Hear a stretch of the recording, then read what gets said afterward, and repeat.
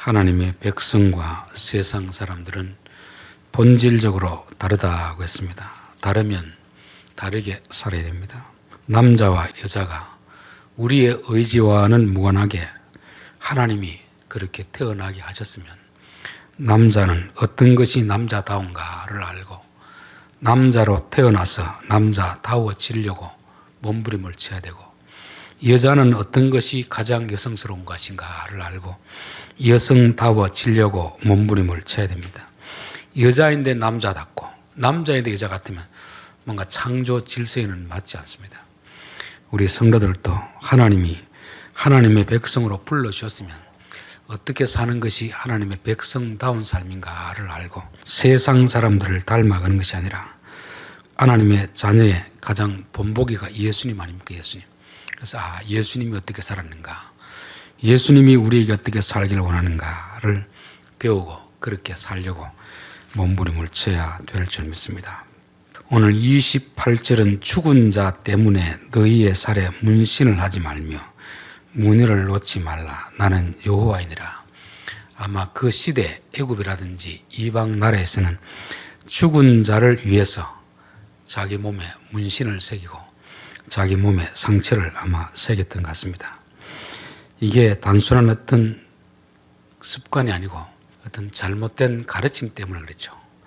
자기들이 죽은 조상에 대해서 다 하지 못한 효도를 육체의 어떤 고난을 가함으로써 용서받으려는 그런 마음일 수도 있고 그런 것입니다. 기독교가 처음 들어왔을 때 제사 문제로 인하여서 참 사회에서 많은 지탄을 받았습니다. 죽은 조상에 대해 왜 제사를 안 지내느냐. 세상 사람들은 죽은 조상을 잘 모셔야 된다고 그렇게 가르치고 있고 그것이 효도라고 가르치고 있습니다. 그러니까 세상 사람의 기준으로 봤을 때 조상들을 모시지 않으면, 제사를 지내지 않으면 불효자로 낙인찍히는 거죠. 근데 성경에는 불효하라고 가르치는 곳이 아무것도 없습니다. 근데 왜 제사를 지내지 말라고 하는 것은 그것은 귀신에게 드리는 것이기 때문에 하지 말라는 거죠.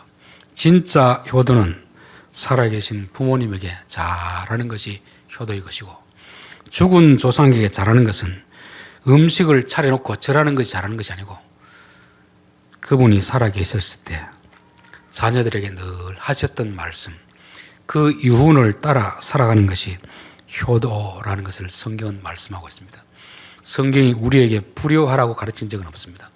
효도를 하지만 바로 알고 해라. 바로 귀신은 사람들에게 절을 받기 위해서 죽은 조상의 모습으로 나타나서 그렇게 하는 것입니다.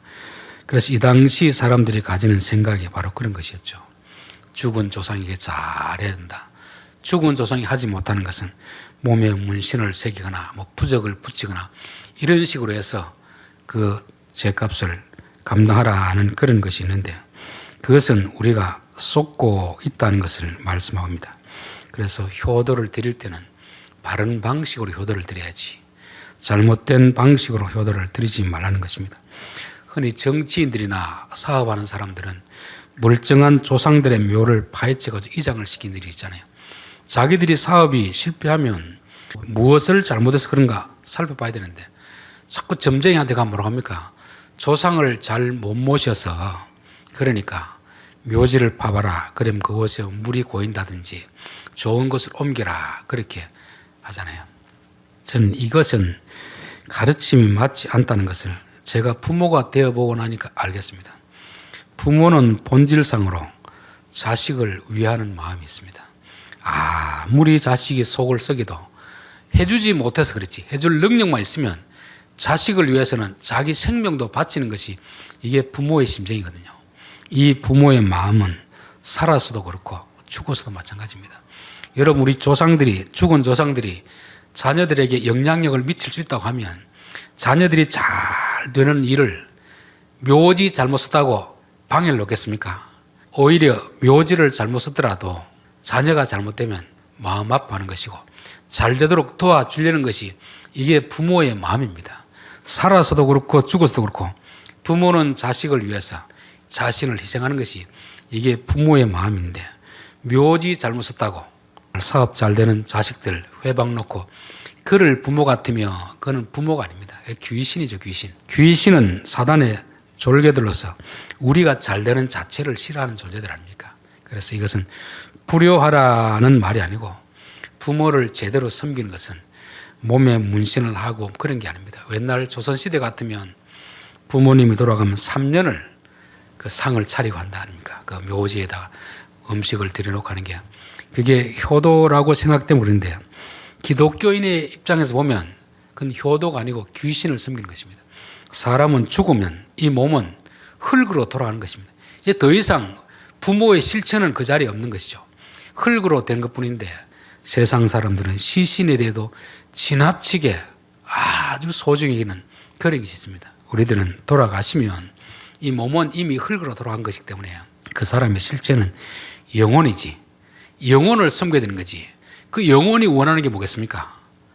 우리 자녀들이 부모님이 유언을 남긴 그대로 살아가는 것을 부모님은 원하는 것입니다. 그래서 죽은 자에 대해서도 세상 사람과 기독교인들은 다른 가치관을 가지고 살아야 된다는 것을 말씀하고 있습니다. 자, 29절 내 딸을 더럽혀 창녀가 되게 하지 말라. 음행이 전국에 퍼져 죄악이 가득할까 하노라 이렇게 되어 있습니다. 구약 시대도 그렇고 우리나라 조선 시대도 그렇고 여자에 대한 생각이 아주 무시했습니다. 여자들은 사람 취급을 안 했던 거죠. 그러다 보니까 여자들은 공부를 안 시켰습니다. 그게 타락한 인간이 가지는 죄성입니다. 죄성.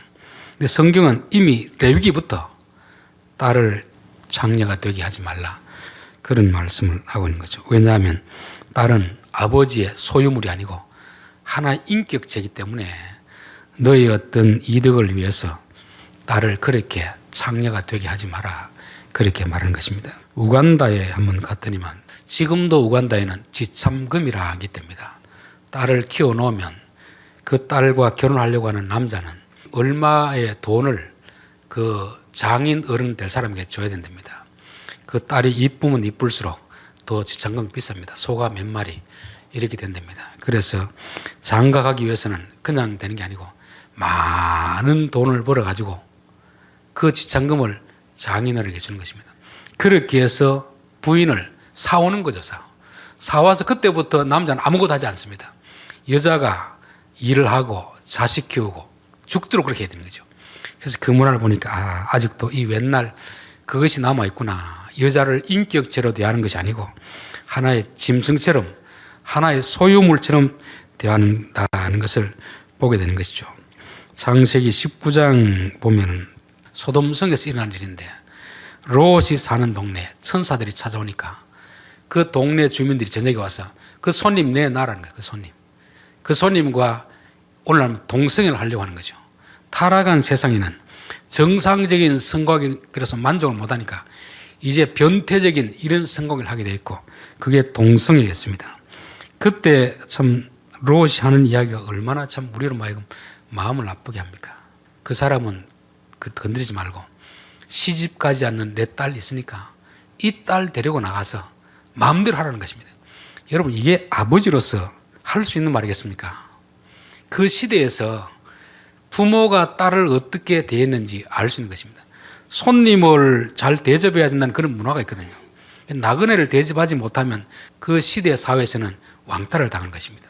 그럼 자기가 왕따를 안 당하기 위해서 손님을 보호하기 위해서 누구를 희생시킵니까? 자기 딸을 희생시키는 것입니다. 내 딸 데려가서 하고 싶은 대로 하십시오. 이게 오늘 우리 시대로서는 상상도 할 수 없는 이야기인데 그 시대에서는 딸에 대해서 그냥 짐승처럼 소유처럼 그렇게 대했던 것입니다. 그럴 때 하나님은 그들에게 세상은 그렇게 하더라도 너희는 그렇게 해서 안 된다. 너희는. 왜냐하면 딸도 동일한 인격체이기 때문에 그렇다 하는 것입니다. 우리나라도 조선시대 아니 기독교가 들어오기 전까지는 여자들이 얼마나 무시를 당했습니까? 제 어릴 때만 하더라도 기억이 저는 할아버지 밥상에 같이 앉아서 먹는데 할머니는 거기 못 들어오더라고요. 저희 부엌이라든지 아니면 먹더라도 방 한 구석에 가서 먹었습니다. 아들은 이제 손자 조그만한데도 할아버지와 같은 겸상을 하게 하고 여자는 부인인데도 불구하고 겸상을 못하도록 하는 게 이게 조선시대까지 내려오는 여자 무시하는 그런 사상이었습니다. 그런데 기독교가 들어오면서부터 어떻게 됐습니까? 선교사들이 와보니까 야, 여자들이 너무 무시를 당하는구나. 그래서 여자들에게 공부를 시킨 것이 이 선교사님들 한 일이고, 그로 인하여서 여자들의 어떤 인권이 정상화된 것입니다. 그래서 저는 마을에서 이렇게 회관이나 가면 늘 하는 말이, 저는 남자들이 교회 안 나오는 건 이해가 되는데 여자들은 교회 안 나오면 안 됩니다. 여러분들이 알다시피 기독교가 들어오기 전에 여자들의 인권이 어떤 상태인지 아시지 않습니까? 우리나라 여자들이 여자로 대우를 받게 된 것은 기독교가 들어와서 그렇습니다. 기독교는 바로 사람을 차별하지 않는 종교이고 여자라고 무시하지 않기 때문에 그런 것입니다. 그래서 딸이라고 해서 부모의 마음대로 팔거나 또 노예로 해서는 안 된다는 것을 말씀하는 거죠. 그래서 예수 믿는 사람은 딸도 나와 동일한 인격체로 대하는 것이 필요하고, 부모가 자식을 대할 때도 내 소유로 대하는 게 아니고 잘 양육을 해야 되는 것입니다. 그래서 부모들아 내 자녀를 노엽게 하지 마라 하는 것은 자녀라고 해서 함부로 대해서는 안 된다고 말하는 거죠. 그래서 기독교의 가르침은 차별해서는 안 된다. 우리가 질서를 지키고 윗사람을 존경해야 하는 건 맞지만 윗사람이라고 해서 아랫사람을 함부로 막 대해서는 안 된다는 것을 말씀하고 있습니다. 내 안식일을 지키고 내 성소를 귀히 여기라. 나는 여호와이니라. 내 안식일을 지키고 내 성소를 귀히 여기라. 기독교의 가르침은 딸이라도 무시하면 안 됩니다. 딸도 귀히 여기고 아들도 귀히 여기고 종도 귀히 여기고, 더군다나 또 누구를 귀히 여기라는 겁니까? 하나님을 좀 귀히 여기라.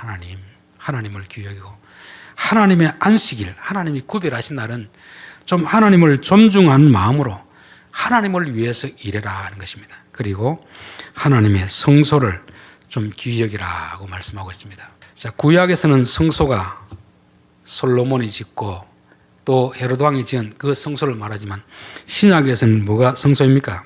신약에서는 더 이상 그 손으로 지은 성소는 성소가 아닙니다. 그건 모형이죠, 모형. 헤로드 왕이 지은 그 성전을 보여주면서 예수님 저 얼마나 멋있습니까? 자랑할 때 예수님 뭐라고 했습니까? 돌 위에 돌 하나도 남지 않고 다 흩어버리리라. 그거는 모형입니다, 모형. 실체는 예수님이 성소이고 예수님의 몸이 성소인 거죠. 그렇다면 예수님의 몸이 성소라는 것은 교회가 성소라는 것입니다. 교회. 그래서 고린도 전서에 보면 성전이라는 말이 두 군데 나오는데, 고린도전서 3장 16절에 보면 너희가 하나님의 성전인 것과 하나님의 성령이 너희 안에 계시는 것을 알지 못하느냐. 여기는 복수로 나옵니다. 복수. 너희들이 성전이다. 교인들의 모임이 성전이라는 것입니다. 그곳에 성령님이 계시기 때문에 그곳이 성전이라 그렇게 말씀하고 있습니다. 그리고 고린도전서 6장에 보면 너희 몸이 성전이다. 이건 개인적으로 단수를 말하는 거죠. 우리 한 사람 한 사람이 성전이다. 그렇기 때문에 우리 육체를 귀히 여기고 음행을 하지 말라. 그런 거 아닙니까? 그래서 신약에 오면 이 보이는 건물이 성전이 아니고 사람이 성전입니다. 교인들의 성전인 거죠. 그러면 성전을 훼손한다는 것은 우리 몸을 함부로 대하는 것이 이게 성소를 훼손하는 것이고, 교인들을 함부로 훼손하는 것이 성소를 훼손하는 것입니다. 저는 딸이 없어서 그 장인 어른의 심정을 잘 모르는데, 장인 어른이 어떤 사회를 귀히 여기겠습니까? 돈 잘 벌고 성공하고 유명한데 자기 딸을 함부로 대하는 사위. 그리고 두 번째는 좀 돈은 잘 못 벌고 능력은 없는데 자기 딸을 귀히 여기고 사랑하는 사위. 어떤 사위를 좋아하겠습니까? 딸이 있는 부모님들 한번 말해 보십시오. 첫 번째 사위를 좋아할지 두 번째 사위를 좋아할지. 두 번째 사위죠. 딸이 있는 분은 그 심정을 아느니. 그럼 하나님은 어떤 성도를 좋아하겠습니까? 돈 잘 벌고 헌금 많은 성도, 그러나 교인들을 무시하는 성도를 좋아하겠습니까? 비록 능력은 없고 헌금은 많이 못하더라도 교인들 한 사람 한 사람을 정말 귀히 여기고 사랑하는 사람을 좋아하겠습니까? 내 성소를 귀히 여기라는 것은 그리스도의 몸된 성도들을 차별하지 말고 귀히 여기라는 것입니다. 이것을 모르니까 교회 안에 조금 돈이 있고 헌금 많이 하고 이런 사람들은 교만해가지고 그렇지 못한 사람들을 함부로 대하는 경우가 있잖아요. 그럴 때 하나님 뭐라고 할까?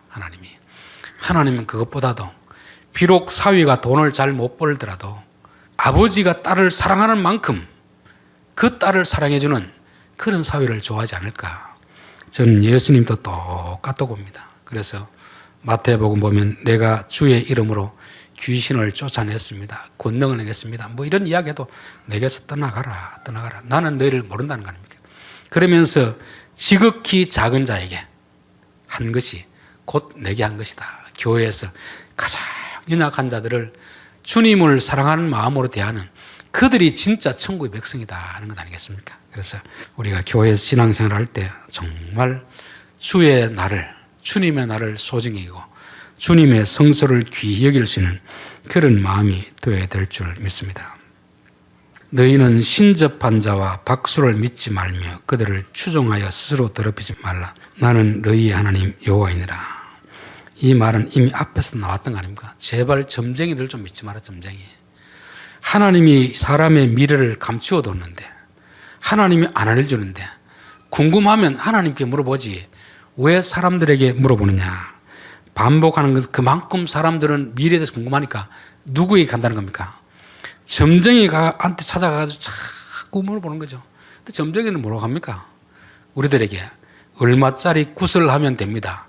이런 거짓된 선동을 해가지고 사람들의 그 심리를 이용해서 자기 돈벌이 하는 건 아닙니까? 오늘날 교회 안에도 이런 점쟁이들이 많이 있습니다. 예수님의 이름으로 예언의 은사를 한다고 하면서 이 사람이 기도해주고 어떻다느니 저떻다느니 길흉을 봐주는 사람, 그들은 다 점쟁이입니다. 우리가 구약에서 예언자다, 선지자다 하는 것은 미래를 예측해 주는 사람이 아닙니다. 하나님의 말씀을 받아서 전해주는 사람이 예언자입니다. 그래서 신약에서 예언의 은사라는 것은 하나님의 말씀을 받아서 잘 풀어서 전해주는 사람이 예언자입니다. 물론 그 내용 속에는 미래에 대한 예측도 있습니다. 이사야 선지자를 하나님이 히스기야에게 보냈습니다. 너의 이제 생명이 다했다. 그렇게 했습니다. 그거는 자기 생각입니까? 하나님의 생각입니까? 하나님의 생각을 그냥 이사야는 전해줬을 뿐입니다. 그랬더니만 히스기야가 벽을 향하여서 울며 불며 기도하는 거죠. 그 왕궁을 나오는데 하나님이 또 나타나가지고 야, 안 되겠다. 히스기야에 가가지고 15년 연장시켜준다 해라. 이게 미래를 예측하는 점쟁이라면 완전 거짓말쟁이 되는 거 아닙니까? 그렇죠. 방금 전에 죽는다고 해놓고 돌아서가 나오니까 15년 연장시킨다는 것입니다. 그러면 점쟁이로서는 완전히 실력 없는 점쟁이입니다. 그런데 이사야를 실력 없는 예언자라고 안 하지 않습니까? 왜냐하면 하나님이 앞에서는 그렇게 말했고 뒤에서는 또 이렇게 바꾸고 말하기 때문에 그거는 실력 없는 거짓 선지자가 아니고 예언자는, 선지자는 하나님이 주신 말씀을 그때그때 받아가지고 전하는 것이 이게 예언자인 것입니다. 하나님이 요나를 불러가지고 너 니느웨로 가서 40일 후에 이 성이 망한다고 전해라. 그러니까 요나는 가기 싫어서 반대편으로 가는 거죠. 하나님이 지중해를 흔들어가지고 물고문을 시킨 다음에 내 말 좀 들어라. 가서 뭐 대충 전하는 것입니다. 그런데 이들이 회개를 해버립니다. 회개를 하니까 하나님이 심판합니까? 안 합니까? 심판하는 거죠. 그때 요나는 뭐라고 합니까? 하나님, 심판한다고 말했으면 심판해야지. 왜 심판 안 합니까? 나만 괜히 뻘쭘하게 되지 않았습니까? 내가 바보 되지 않았습니까? 점쟁이라면 그건 완전 바보 되는 거 거짓 선지 아닙니까? 그런데 하나님의 예언이라는 것은 미래를 말하는 것이지만 숙명론이 아닙니다. 하나님의 뜻을 전하고 하나님이 가르쳐주는 것은 멸망하기 위해서 그런 게 아니라 멸망하지 않도록 미리 예언을 해주는 거 아닙니까? 거기서 돌이키면 하나님의 그 예언도 바뀌어지는 것입니다. 그래서 점쟁이 말하는 예언하고 성경이 말하는 예언은 확연하게 다른 것이죠. 하나님 말씀에는 미래의 성격이 있지만 그 미래의 성격은 언제든지 바뀌어질 수 있다. 하나님이 우리 앞에 그 길을 가면 멸망하니까 돌이키라는 것이고 돌이키면 그건 바꿀 수 있는 것이 하나님의 예언이 되는 것입니다. 그래서 여러분들도 미래가 궁금하시면 점쟁이를 찾아가지 말고 성경을 읽으면 됩니다. 너희들 돌이키면 하나님이 돌이키시고 계속 그 길을 가면 지금 낭떠러지가 있는데 계속 말하는데 그 길을 가면 그 떨어져 죽는 수밖에 없지 않습니까? 거기서 뭐 구슬한다고 해서 낭떠러지가 없어지는 건 아니고 그렇기 때문에 모든 하나님 말씀은 예언입니다. 예언. 그래서 이사야에 보면은 우리는 흔히 이사야서를 미래의 메시아가 탄생될 것을 예언한다고 했는데 그 부분은 아주 일부분입니다. 정확하게 과거에 대해서, 현재에 대해서, 미래에 대해서 하나님 말씀을 받아서 전하는 것이 예언서이고 이사야입니다. 너희들 과거에 이렇게 잘못했다. 이렇게 잘못했다. 그 과거의 잘못을 다 이야기해 주는 것입니다. 그리고 현재 너희들이 이제 선택을 해야 된다. 돌이키면 이렇게 될 것이고 안 돌이키면 이렇게 될 것이다. 미래까지 다 예언해 주잖아요. 그런 측면에서 미래 일을 해주는 거지 그냥 무작정 미래 일을 하는 게 아니잖아요. 그래서 너희들이 과거의 일도 말해주고 미래의 선택을 A로 했을 때 어떻게 되고 B로 했을 때 어떻게 다 얘기해 주고 선택은 이제 너희들이 해야 된다. 그러니까 너희들이 돌이키든지 계속 그 길을 가든지 둘 중에 너희들을 선택하라고 하는 것이 바로 성경이 말하는 예언이 되는 것입니다. 그래서 저는 오늘날 특별히 은사, 잘못된 은사주의자들, 예언의 은사가 있다느니 이런 분들을 들을 때 조심해서 들어야 됩니다. 그렇지 않으면 점쟁이에게 점을 받는 것과 전혀 다를 바가 없기 때문에 그런 것입니다. 그래서 성경에 나올 때는 항상 나오는 게 뭐냐면 선지자 대해서 자세한 소개는 없습니다. 여호와의 말씀이 누구의 아들 이사에게 임하니라. 여호와의 말씀이 호세아에게 임하니라. 그 사람들에 대해서는 별로 중요하지 않습니다. 하나님의 말씀이 중요한 거죠. 오늘 이 시대는 뭘 중요하게 여깁니까? 전하는 자를 중요하게 여깁니까? 전하는 내용을 중요하게 여깁니까? 전하는 자를 중요하게 여기죠. 그래서 집회를 하더라도 시골에 있는 목사청 하면 연합집회하면 아무도 안 옵니다. 적어도 서울의 큰 교회를 담임하는 부흥시킨 그런 목사를 청해야 사람들이 오는 거죠. 이게 벌써 성경이 말하는 것과 우리가 말하는 건 다른 것입니다. 그 사람이 아모스 같은 사람은 농사지는 농부라도 하나님이 불러서 말하면 들을 수 있는 그런 기가 있어야지 꼭 이사야 같은 왕족을 통해서 말해야 되느냐. 그건 안 되는 거죠. 거기에 대해서도 그렇게 중요하게 여기지 않습니다. 그 사람이 중요한 것이 아니고 그 사람의 입에서 나오는 말이 하나님의 말씀인가 아닌가 그것을 분별하는 것이 중요하다는 것을 말씀하는 것입니다. 32절 너희는 셋머리 앞에서 일어나고 노인의 얼굴을 공경하며 내 하나님을 경외하라. 나는 여호와이니라. 앞에서는 여자들, 약한 자들을 무시하지 말라고 했다면 이제 여기서는 어른들을 좀 공경해라. 어른들을 공경해라 하는 것입니다. 제가 설교를 준비하다가 이 복종이라는 말이 우리가 알고 있는 것과 얼마나 차이가 나는가 알고 좀 깜짝 놀랐습니다. 아내들이여 남편에게 복종하라고 하면 솔직히 여성도들이 아멘이 됩니까? 아멘이 안 되잖아요. 부담스럽잖아요. 왜 그러냐면 그 복종이라는 단어를 군대식으로 이해하기 때문이죠. 군대는 가면 내 밑에 있는 사람 같으면 한 달 늦게 와도 계급이 낮으면 시키면 시킨 대로 해. 잔소리 말고. 이게 복종 아니고 복종.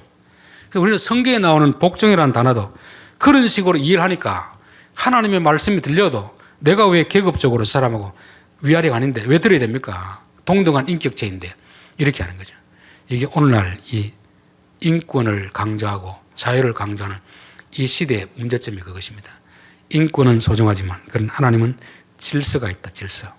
복종하라는 말은 창세기 16장에 보면 하갈이 여종인데 사라가 은혜를 베풀어가 자기 남편하고 잠자리를 하게 하잖아요.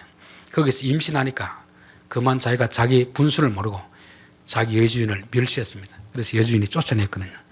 그래서 쫓겨나가지고 막 울면서 탄식할 때 하나님이 나타났습니다. 네가 어디서 왔느냐? 다시금 돌아가라. 네 자식도 내가 복을 줄 테니까 내 주인의 손에 복종하라 되었습니다. 구약이 말하는 히브리어의 복종이나 신약이 말하는 헬라어의 복종이나 조금 의미는 다른데 다 똑같은 것입니다. 그 말은 뭐냐면 너를 괴롭게 하라. 너를 괴롭게 하라. 네 마음은 네 스스로 주인보다 높다고 생각하고 주인이 하는 잔소리 듣기 싫어서 힘들겠지만 네 스스로 내게 나는 그 생각을 고통을 가하라. 괴롭게 하라는 것입니다. 괴롭게 하면서 너의 신분을 좀 알아라. 그렇게 말씀합니다. 이 단어가 민수기가 뭐라고 나오냐면 똑같은 단어인데 모세 얘기가 납니다.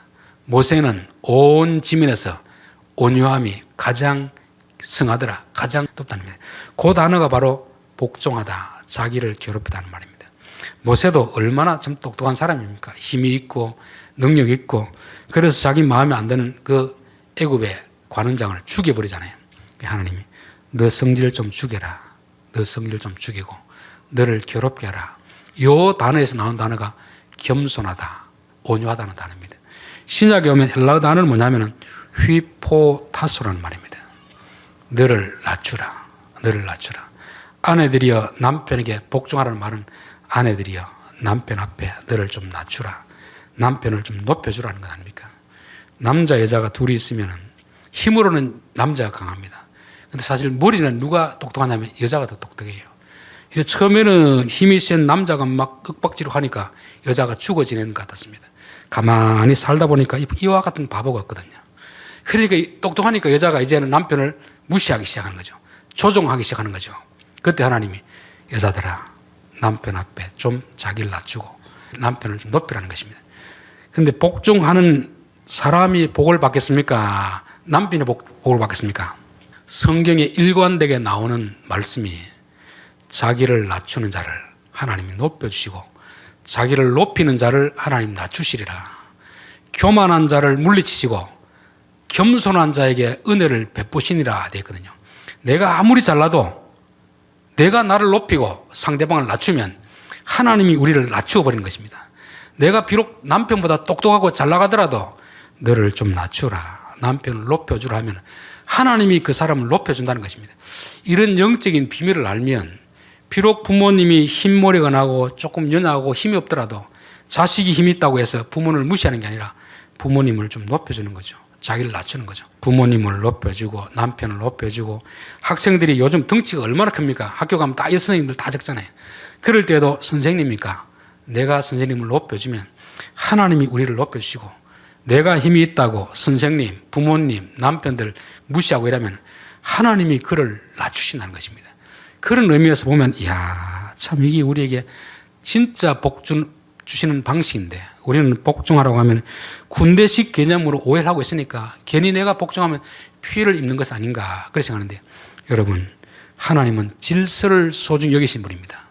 자녀가 되면 비록 내 부모가 나이가 많고 연약하더라도 높여줄 수 있기를 바라겠습니다. 내가 누구에게 배우면 비록 그 사람이 나보다 나이가 어릴지라도 배우는 자 입장에서는 가르친 자에게 존중해 주는 것이 이게 자기를 낮추는 것이고 복종하는 것이고 하나님은 그런 자에게 복을 주신다는 것입니다. 그래서 복종하라는 말씀에 대해서 절대 오해가 없기를 바랍니다. 하나님이 우리에게 복 주시기 위해서 은혜 베푸시기 위해서 그렇게 말씀을 주시는 것입니다. 거류민이 너희 땅에 거류하여 함께 있거든 너희는 그를 학대하지 말고 너희와 함께 있는 거류민을 너희 중에서 낳은 자같이 여기며 자기같이 사랑하라. 너희도 애굽 땅에서 거류민이 되었느니라. 나는 너희 하나님 여호와이니라. 하나님이 이스라엘 백성들 애굽에서 종살이 할 때 그들을 건져냈습니다. 사실 종이라고 하면 그 인간 취급도 받지 못하고 산 그런 존재 아닙니까?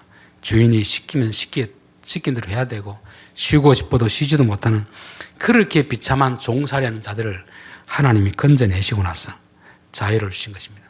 그리고 나서 이제 너희는 그 거류민들의 심정을 너희들이 잘 알지 않느냐. 그러니까 그들 제발 좀 무시하지 말고 너희처럼 대하라. 차별하에 대하지 말라 하는 것입니다.